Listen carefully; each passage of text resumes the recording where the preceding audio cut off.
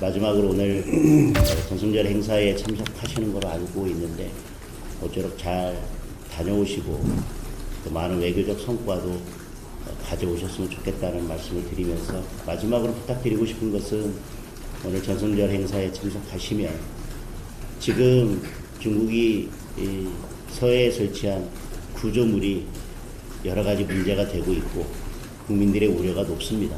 따라서 국회의장으로서 이에 대해서 강력히 항의하고 이 문제를 어떻게 해결할지에 대한 중국의 명확한 입장을 받아보신다면 이번에 참석하시는 행사에 있어서 큰 외교적 성과가 되지 않을까라고 하는 말씀을 드리겠습니다.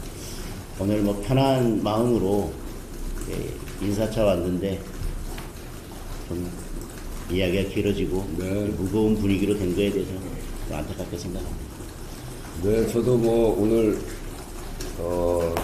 당대표 선출되고 취임하셔서 아주 기쁜 마음으로만 뵈려고 했는데 무거운 말씀을 하셔서 압수수색과 관련해서는 제가 그동안 민주당이 야당일 때도 그랬고 또 지금 국민의힘이 야당이 됐습니다만 그때마다 분명하게 원칙을 이야기했습니다. 수사를 근본적으로 막을 방법은 없다. 그리고 수사에 필요한 부분이 있으면 그것은 협조한다. 단 국회에 압수수색을 할 때는 이 검찰 또는 특검과 당사자가 협의를 해서 이미 제출 방식을 원칙으로 한다. 이런 것이고요. 지난번에 본청에 관해서 이철규 위원장의 압수수색이 있었는데 그때도 당사자 간의 협의를 통해서 이미 제출 방식으로 하는데 그것을 바깥으로 갖고 나와서 할 것인가 안에서 할 것인가 이것에 관해서 특검과 그 당사자 간의 협의가 있어서 안에서 했습니다. 그래서 이 국회의장이 나서서 수사를 막아라 하는 것은 국회의장으로서 할 일은 아니고 단지 그 원칙을 따라서 한다라고 하는 점을 말씀드리고요.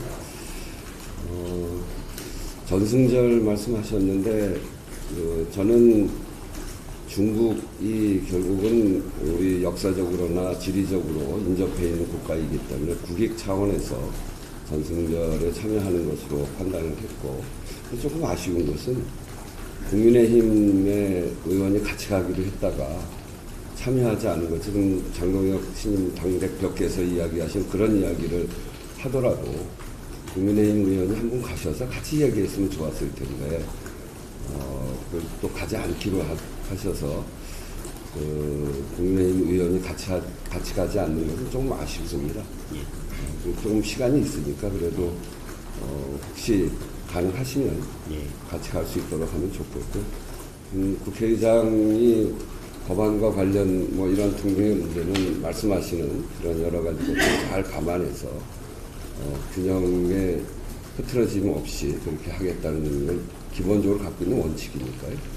그런 점에서 잘 주변을 판단해서 해나가겠습니다. 거기에 뭐 압수수색에 대해서는 그동안 뭐 의장님께서 같은 말씀으로 원칙과 기준에 따라서 하시겠다는 말씀을 반복해 오신 것을 잘 알고 있습니다. 지난번에도 압수수색이 왔을 때 이제 그 비슷한 말씀을 주셨었는데 저는 상임위원장실에 대한 압수수색과 적어도 야당 원내대표실에 대한 압수수색은 저는 좀 기준은 달라야 된다라고 생각을 합니다. 그리고 더군다나 당사에 대한 압수수색과 마찬가지로 우리 국민의힘의 원내 행정국은 우리 국민의힘의 모든 정보와 내용들이 다 모여 있는 곳입니다.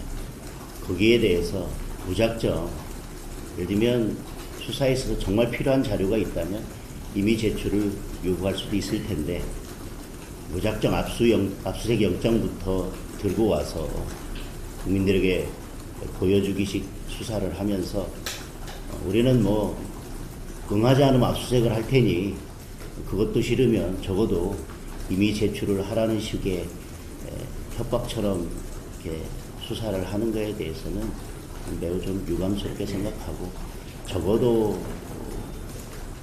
이 국회 본청에 여든 야든 원내대표실에 대한 압수수색 그 원내 행정국에 대한 압수수색은 그 영장 청구부터 신중해야 된다는 말씀을 그래도 의장님께서 좀 공식적으로 해주시는 것이 우리 국회를 지키는 것이고 국회의 여러 가지